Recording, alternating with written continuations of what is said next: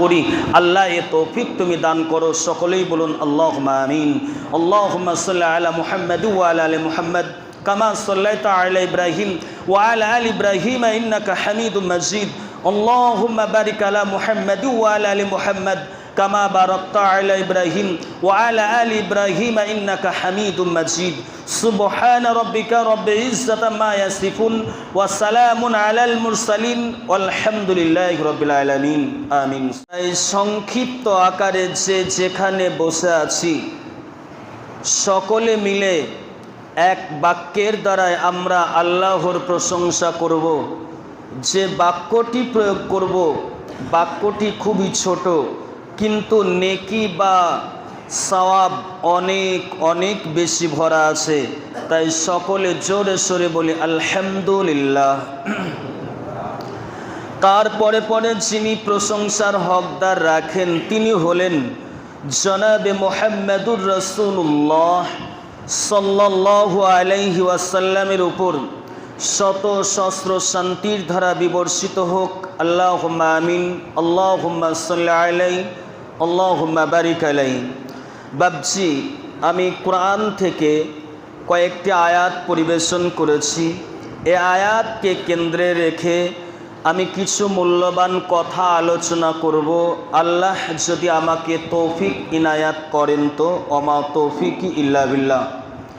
তবে যারা এখানে এসে ঢুলছেন বা ঘুমাচ্ছেন, না ঘুমিয়ে আমার দিকে অ্যাটেনশন হন, ইনশাল্লাহ কিছু পাবেন, এটা আমি আশাবাদী।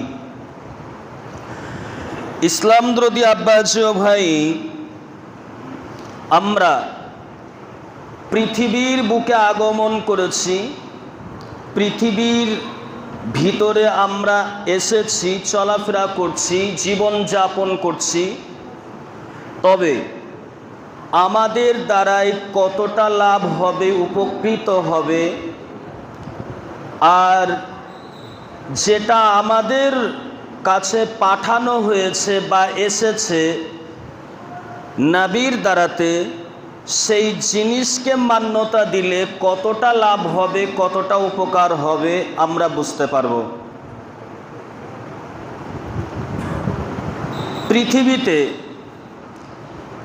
যতগুলো মানুষ পৃথিবীতে এসেছি, এই মানুষগুলোকে যদি প্রশ্ন করা হয়, আচ্ছা তুমি বলো কোথা থেকে এসেছো,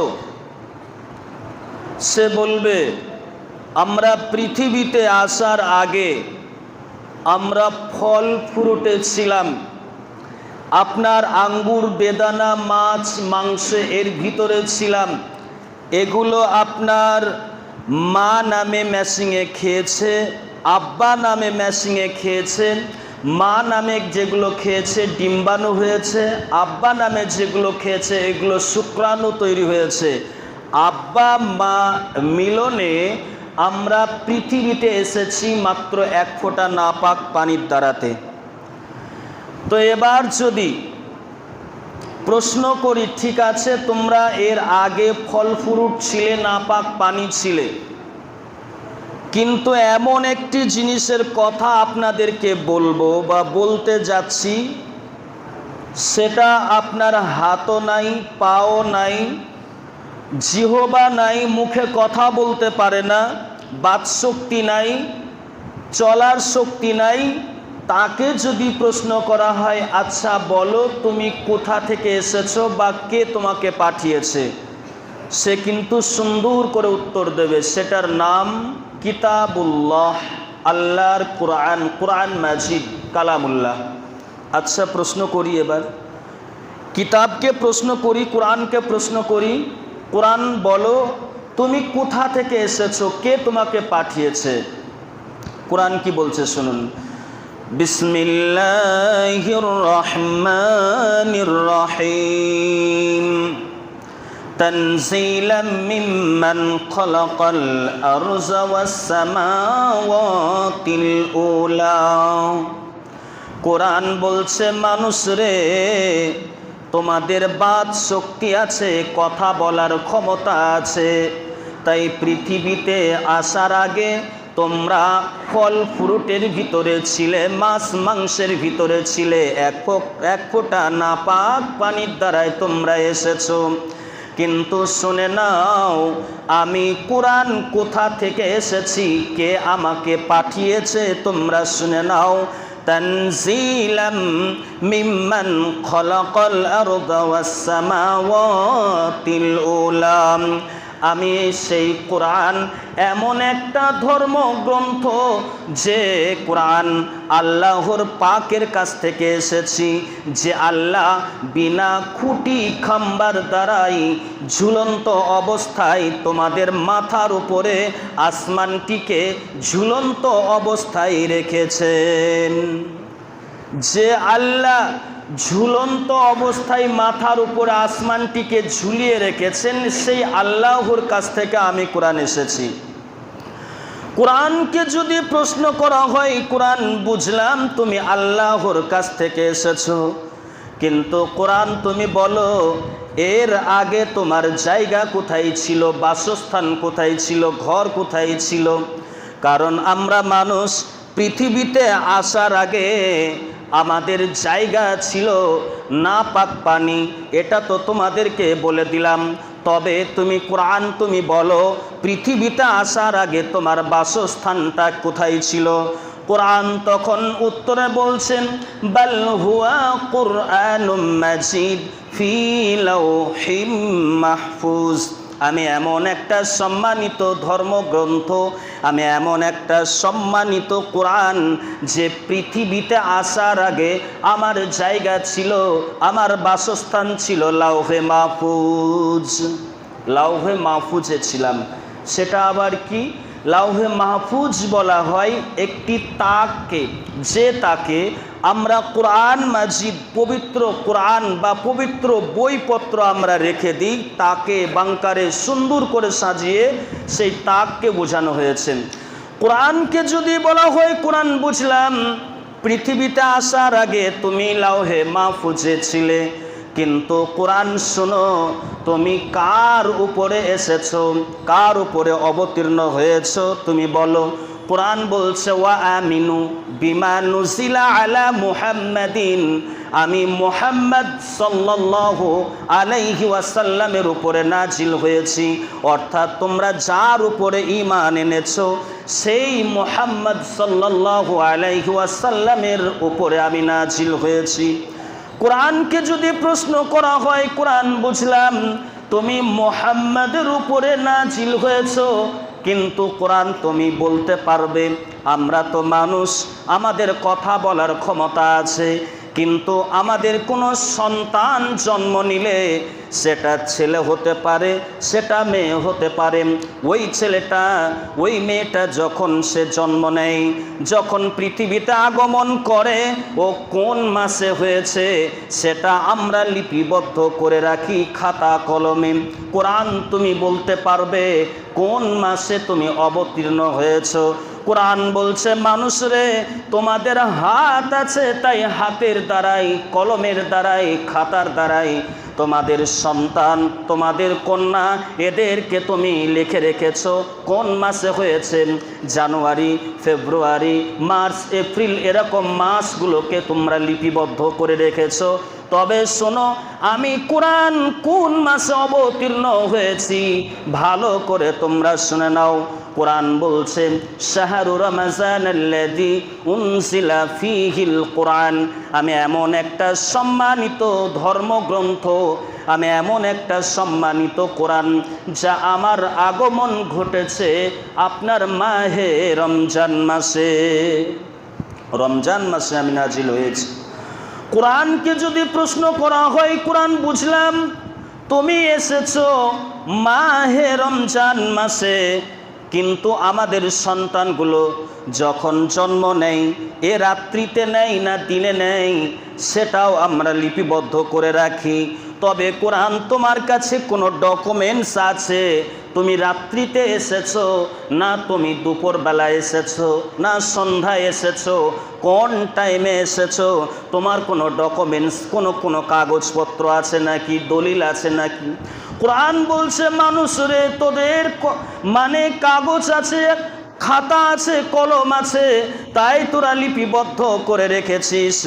আর আমি কোরআন শুনে নে, আমি কবে অবতীর্ণ হয়েছি, দিনে না রাত্রিতে, সেটাও তোরা শুনে নেন।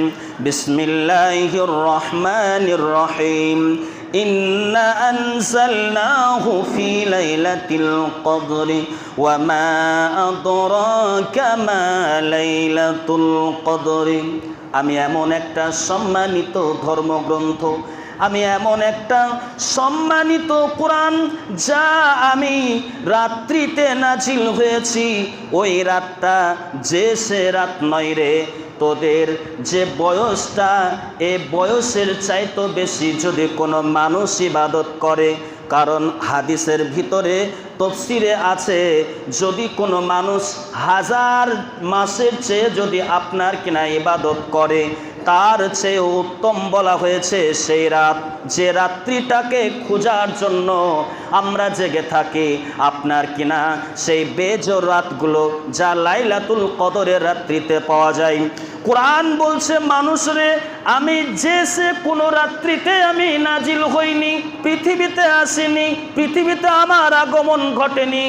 যে রাত্রিতে আমি এসেছি, ওই রাত্রিটার নাম হলো লাইলাতুল কদরের রাত, যা তোরা 1000 মাস ইবাদত করে যে নেকি, যে সওয়াব তোরা অর্জন করতে পারবি না, আমি সেই রাত্রিতে নাজিল হয়েছি।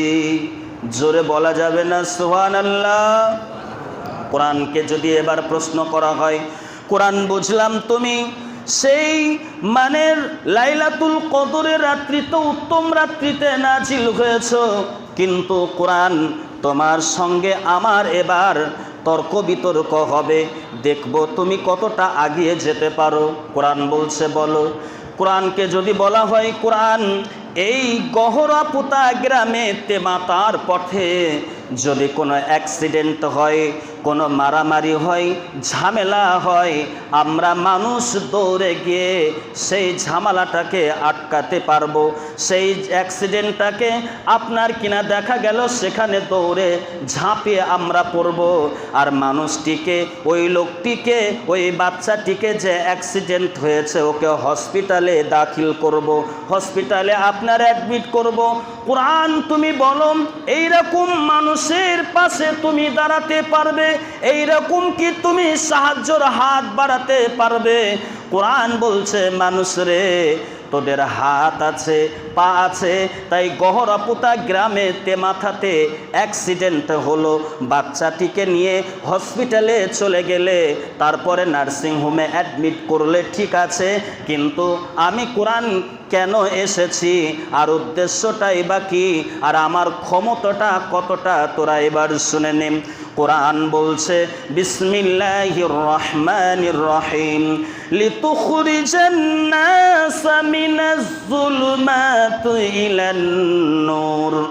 কোরআন বলছে, শোনো, তোমরা মানুষকে সাহায্য করতে পারো, শুধু অ্যাক্সিডেন্ট হয়েছে, ওকে বাঁচানোর জন্য শুধু অ্যাডমিট করতে পারো, কিন্তু শোনো, আমি দেখছি সারা পৃথিবীর মানুষ, সারা পৃথিবীতে যতগুলো মানুষ আছেন, এরা আপনার দলে দলে দলে জাহান্নামের দিকে দৌড়ছে, জাহান্নামের দিকে ছুটছে।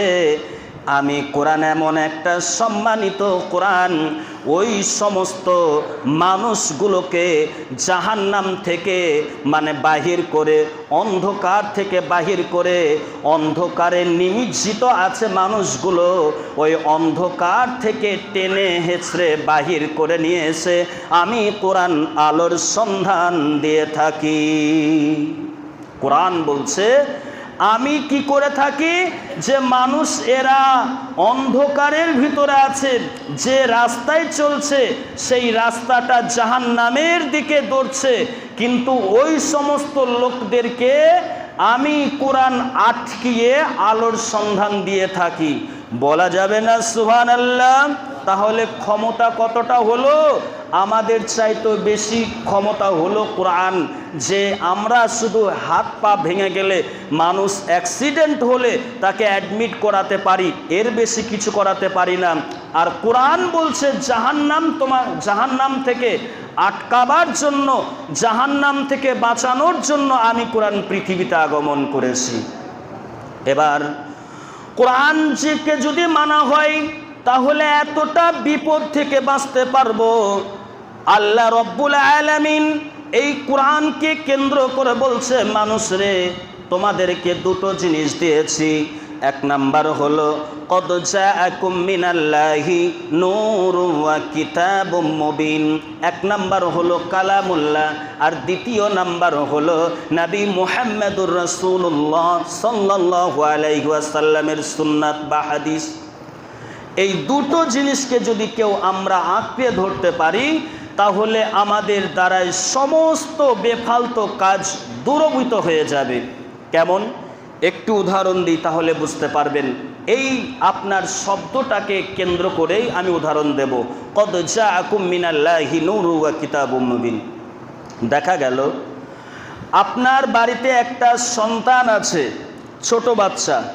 ওই সন্তানটি আপনার এতটা জ্বর বা এতটা শরীর খারাপ, যা রাত আপনার গভীর হয়ে গেছে, এখন পাড়াতে দোকানগুলো বন্ধ হয়ে গেছে, এদের ঔষধে আপনার কাজ করছে না। এর আগের দিনে আপনার ঔষধগুলো খাইয়েছেন আপনার ছেলেটাকে, মেয়েটাকে, কিন্তু দেখা গেল আপনি এখানে ওখানে ফোন করে আপনার বন্ধুদের কাছ থেকে জানতে পারলেন যে দেবগ্রাম আপনার একটা ফার্মেসি খোলা আছে, ওই ফার্মেসিতে ওষুধ পাওয়া যাবে, তবে ওই ঔষধ নিয়ে আসলে আপনার সন্তান, আপনার মেয়েটা সুস্থ হতে পারে। আপনি ওই মেয়েটাকে বাঁচানোর জন্য, ওই সন্তানটাকে বাঁচানোর জন্য রাত্রিবেলাতে আপনি ছোটাছুটি করেছেন, কখন যাব। আপনার দেখা গেল বাড়িতে একটা সাইকেল ছিল, সাইকেলটা পাংচার হয়ে গেছে।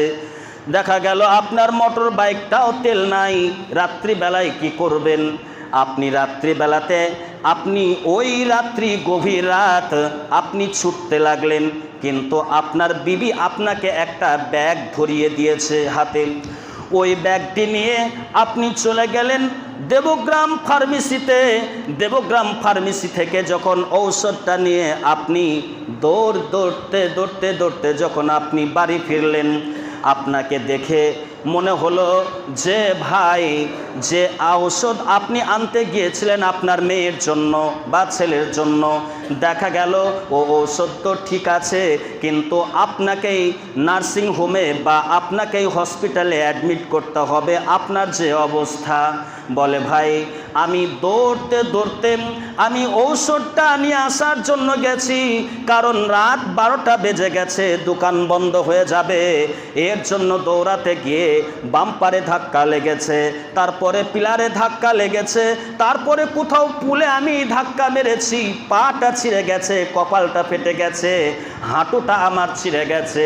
তখন ওই ব্যক্তিকে বলা হলো, ভাই তুমি যখন দৌড়াতে লাগবে বা রাত্রিতে তুমি যাবে, তোমার বিবি একটা ব্যাগ দিয়েছিল, ওই ব্যাগের ভিতরে একটা টর্চ লাইট দিয়েছিল, ওই টর্চ লাইট যদি তুমি ব্যবহার করে রাস্তা দেখে দেবগ্রাম পৌঁছাতে, তাহলে তোমাকে হোঁচট খেতে হতো না, তোমাকে ধাক্কা মারতে হতো না, পিলারে তোমার কোনো অসুবিধা হতো না। বন্ধুরে, তুমি টর্চ লাইটটা ব্যবহার না করার কারণে আজকে তোমার এই দুর্দশা। যে কথাটা বলতে চাইছিলাম বন্ধুরে, আজকে দুনিয়াতে মারামারি, পৃথিবীতে মারামারি, ভাইয়ে ভাইয়ে মারামারি, কারণ হলো আমাদের ভিতরে টর্চ লাইটটা আমরা রেখে দিয়েছি, কিন্তু সেই টর্চ লাইটটা ভিতরে রেখে দিই না।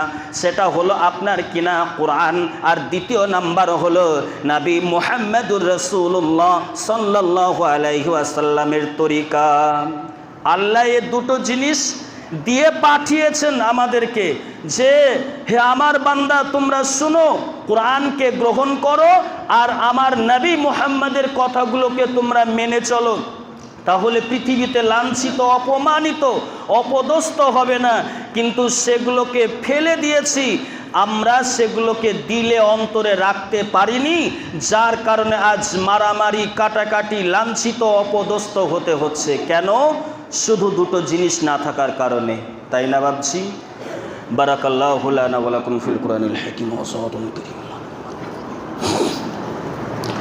نحمده ونصلي على رسوله الكريم أما بعد فأعوذ بالله من الشيطان الرجيم بسم الله الرحمن الرحيم আলোচনা করছিলাম যে কোরআন এবং সুন্নাহ হাদিস এই দুটো জিনিসকে যদি মেনে চলি তাহলে আমাদের পৃথিবীতে কোনো অশান্তি, কোনো মারামারি, কোনো আপনার বিপদ আপদ আসবে না। এবার আসুন, এই দুটো জিনিসকে যদি মেনে চলি তাহলে আমরা কতটা লাভ হবে আর কতটা আমরা উপকৃত হব, এবার আসুন তাহলে বুঝতে পারবেন, কারণ আমাদের বিবেকও কাজ করবে। বিসমিল্লাহির রহমানির রহিম ওয়াশ-শামসি ওয়াদুহাহা ওয়াল কমারি ইযা তালাহা ওয়ান নাহারি ইযা জাল্লাহা ওয়াল লাইলি ইযা ইয়াগশাহা والسماء وما بناها والأرض وما طحاها ونفس وما سواها فألهمها فجورها وتقواها قد أفلح من زكاها وقد خاب من دساها। এখানে আল্লাহ একটা কথা বলার জন্যে আপনার এক নয়, দুই নয়, তিন নয়, 8খানা কসম খেলেন। শুধুমাত্র একটা কথাকে কেন্দ্র করে একটা কথা বলবে বলে আল্লাহ এক নয়, দুই নয়, 8টা কসম খেলেন। কেন খেলেন 8টা কসম? এবার একটা উদাহরণ দিই।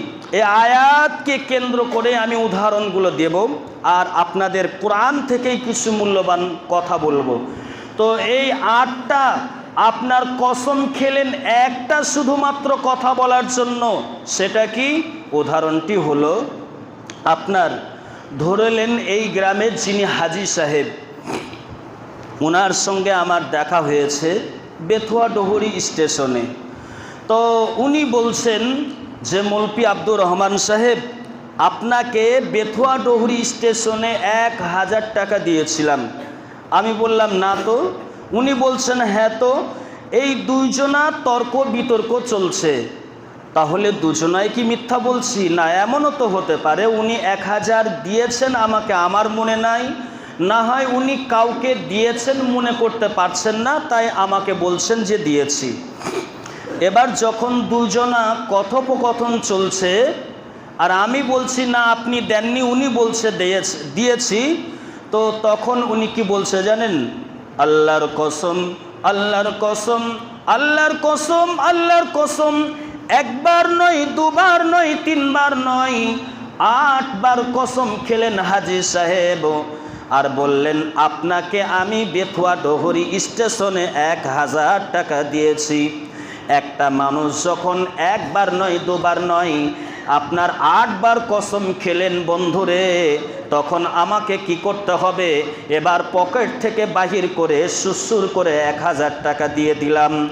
ইসলাম বিরোধী বন্ধু, হাজী সাহেব একবার কসম খেলেই তো পারতেন, কিন্তু 8খানা কেন কসম খেলেন? কারণটা হলো হাজী সাহেবের রাগের মাত্রা এতটাই বেড়ে গেছে, হাজী সাহেবের এতটাই রাগ উঠে গেছে যা উনি একবার নন, দুবার নন, আপনার 8 বার কসম খেলেন। ইসলাম বিরোধী বন্ধু, যে কথাটা আপনাদেরকে বলতে চাইছিলাম সেটাও হলো আল্লাহ রব্বুল আলামিন 1 নয়, 2 নয়, 8টা কসম খেলেন। কারণটা কি? ওনার তো কোনো কসমের প্রয়োজন নাই। যতগুলো মানুষ এখানে বসে আছি, যদি আল্লাহ মনে করেন এদেরকে ইজ্জত দেব, আল্লাহ ইজ্জত দিতে পারেন। আবার যদি মনে করেন এগুলোকে নিমেষেই শেষ করে দেব, আল্লাহ নিমেষেই শেষ করতে পারেন। তো আল্লাহ 1 নয়, 2 নয়, 8খানা কসম খেলেন শুধু একটা কথা বলার জন্যে। কেন? কারণ হলো আল্লাহর রাগ এতটাই বেড়ে গেছে, আল্লাহর রাগের মাত্রা এতটাই চেপে গেছে যা 8খানা কসম খেয়ে বলছেন, মানুষ রে, যারা নাপাক থাকবি তারা বেকন্ট্রোল হয়ে থাকবে, তারা বাঁচবি না, আর যারা পাক থাকবি তারা বেঁচে যাবি। শুধু এতটুকু কথা বলা, যারা পাক থাকবি তারা বেঁচে যাবি, আর যারা নাপাক থাকবি তারা বেকন্ট্রোল হয়ে থাকবি, তারা জাহান্নামের দিকে দৌড়বি, তারা বাঁচতে পারবি না। এর ভিতরে কি আছে? পাক বলতে কি, নাপাক বলতে কি? পাক বলতে সেই জিনিসগুলো আপনার কিনা হালাল খাবো, হারাম খাবো না, সুদ খাবো না, তারি খাবো না, মদ খাবো না, এগুলো হলো আপনার হারাম। আর হালাল হলো নামাজ পড়ব, তারপরে আপনার কিনা যাকাত দেব, রমজান মাসে রোজা রাখবো, এই কাজগুলো করব, এইগুলো হলো আপনার পাক। আল্লাহ বলছেন যারা পাক থাকবি তারা বেঁচে যাবি, আর যারা না পাক থাকবি তারা আমার কাছ থেকে বাঁচতে পারবি না। আল্লাহ এরই জন্য কসম খেলেন। অন্য জায়গায় 5টা কসম খেলেন, কারণ আর একটা কথা বলার জন্য মানুষদেরকে, ওয়াল ফাজরি ওয়া লায়ালিন আশরি ওয়াস শাফঈ ওয়াল ওয়াতরি, আল্লাহ রাব্বুল আলামিন বলছেন ওয়াল লাইলি ওয়াল ফাজরি ওয়া লায়ালিন আশরি ওয়াস শাফঈ ওয়াল ওয়াতরি। আল্লাহ রাব্বুল আলামিন এখানে 5টা কসম খেলেন শুধু একটা কথাকে কেন্দ্র করে, সেটা হলো আপনার হিজরে। হিজরে শব্দ অর্থ হলো আপনার বিবেক, আপনার আপত্তি, বাধা। এই হিজরে শব্দটাকে বলতে গিয়ে আল্লাহ 5খানা কসম খেলেন।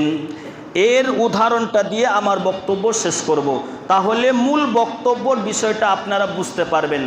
হিজর শব্দের অর্থ হলো আপনার বাধা বিপত্তি বা আপনার বিবেক। কেমন? এবার আপনাকে একটা উদাহরণ দিই। ধরেলেন আপনি মোটর বাইক নিয়ে পলাশী যাচ্ছেন। এই মোটর বাইক নিয়ে যখন পলাশী যাচ্ছেন, আপনার মোটর বাইকের স্পিড হলো 50 থেকে 60 কিংবা 70 থেকে 80। আপনি স্পিডে চালাচ্ছেন গাড়িতে। তো স্পিডে যখন গাড়ি চালাচ্ছেন তো ওর আপনার শু ব্রেক আছে, আপনার হ্যান্ড ব্রেকও আছে, 4 চাকার শু ব্রেক আছে, তারপরে হ্যান্ড ব্রেক আছে, গিয়ার লেভেল আছে, ব্রেক লেভার আছে, অনেক ব্রেক আছে। সব থেকে দামি যে ব্রেকটা হলো সেটার নাম হলো বিবেক। আপনি মোটর বাইক নিয়ে যাচ্ছেন আর এতটাই স্পিডে গাড়ি চলছে, চলতে চলতে আপনার দেখা গেল একটা বাচ্চা ছেলে হুট করে বাড়ি থেকে বেরিয়ে রাস্তা পার হচ্ছে। আর আপনার যদি বিবেক সাড়া দেয়, আব্দুর রহমান ওই বাচ্চাটাকে যদি চাপা দাও তাহলে পাড়াওয়ালা শুনবে না, গ্রাম শুনবে না, ওর আব্বা মা শুনবে না। আমার তখন বিবেক কাজ করলো, তাই তো রে, যদি আমি ওকে চাপা দিই তাহলে আমাকে মারবে। আমার বিবেক যখন কাজ করলো তখন আমার হ্যান্ড ব্রেক, পা ব্রেক আমার কাজ করলো, তখন আমি মোটরসাইকেলকে থামিয়ে দিলাম। আর বিবেকহীন যদি আমি কাজ করি, অর্থাৎ ওই বাচ্চাটিকে চাপা দিয়ে যদি চলে যাই, তাহলে তখন আমাকে পাড়াওয়ালা মারবে, গ্রামওয়ালা মারবে, ওর আব্বা মা মারবে। তো ইসলাম দ্রোহী বন্ধু, যখন আপনি কোনো ভুল কাজ করবেন, আপনি ধরেন মদের বোতলটা হাতে নিয়েছেন, আর মদের বোতলটা যখন নিয়ে খেতে যাচ্ছেন, তখন যদি আপনার বিবেক সাড়া দেয় না আমাকে জাহান্নাম যেতে হবে, আল্লাহ আমাকে মারবে, জাহান্নামে আমাকে পুরাবে, বিবেক যদি সাড়া দেয়, মদের বোতল আপনি আর হাত কখনো দেবেন না। আপনি বিড়ি, সিগারেট, তামাক, জর্দা খাচ্ছেন, বিবেক সাড়া দিচ্ছে না, এসব কাজ করা যাবে না। আল্লাহ কসম খেয়েছে 5টা, তাহলে আল্লাহর কতটা রাগ আছেন। যদি আমি এগুলো খাই তাহলে আল্লাহ আমাকে পাকড়াও করবে, ধরাও করবে, আমাকে জাহান্নামে দিবে। বিবেক সাড়া দিল না, করা যাবে না। বিবেক যদি কাজ করে আপনার, তাহলে আপনি পবিত্র হয়ে চলতে পারবেন, পাক হয়ে চলতে পারবেন। আর বিবেক যদি না কাজ করে, আপনাকে লাঞ্ছিত হতে হবে, অপদস্থ হতে হবে, আপনাকে মারবে, লাঠাবে, আপনাকে পিষাবে, কেউ কিছু বলার থাকবে না। ইসলাম যদি বন্ধু, আমি সেই থেকে নিয়ে এ পর্যন্ত যে বক্তব্য দিলাম, টোটাল একটাই জিনিস, সেটা হলো আমাদের ভিতরে কোরআন এবং হাদিস যদি থাকে, তাহলে আমাদেরকে কেউ মারতে পারবে না, লাঞ্ছিত করতে পারবে না, অপদস্থ করতে পারবে না। আর আমাদের ভিতরে আজ কোরআন নাই, হাদিস নাই, যার কারণে রাস্তাঘাটে লাঞ্ছিত, অপমানিত, আজ মদের বোতল, সুদ, তারি, বিভিন্ন খারাপি জিনিসে আমরা জড়িত আছি। ইসলামবিরোধী বন্ধু। এই বলে আমার বক্তব্য শেষ করছি। বলার মধ্যে ভাষার মাধ্যমে ভুল বা ত্রুটি হলে ক্ষমা করবেন। আর পরিশেষে আল্লাহর কাছে দোয়া করি, হে আল্লাহ, আমাদের দ্বারাই এই সমস্ত খারাপি কাজগুলো থেকে আমাদেরকে বিরত রাখো। সকলেই বলুন আল্লাহুম্মা আমিন। ইয়া রব্বুল